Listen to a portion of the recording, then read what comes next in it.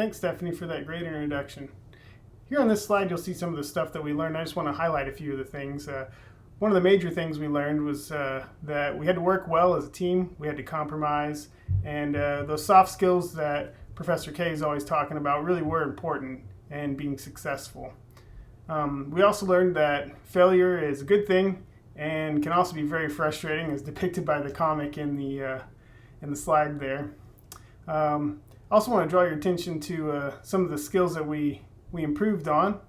Circuit analysis and soldering and drawing diagrams and communication, teamwork were critical, as I mentioned before.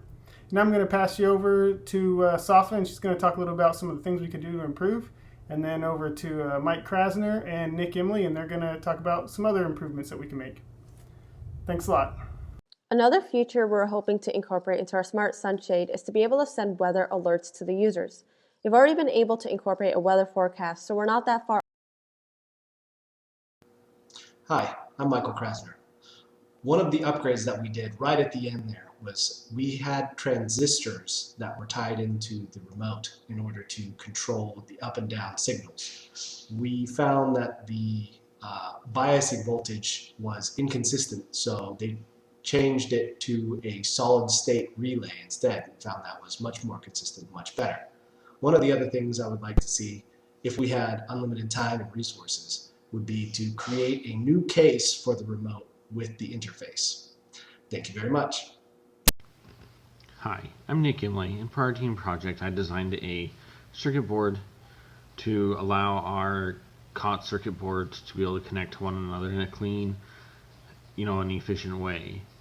One thing that could be changed, in our project in regards to this board is rather than using COTS circuit boards, which are, significantly more costly than a complete custom board, and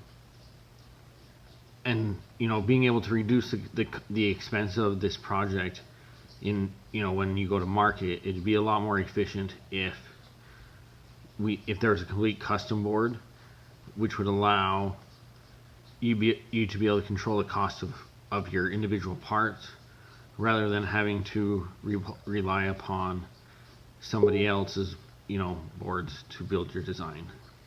Thanks.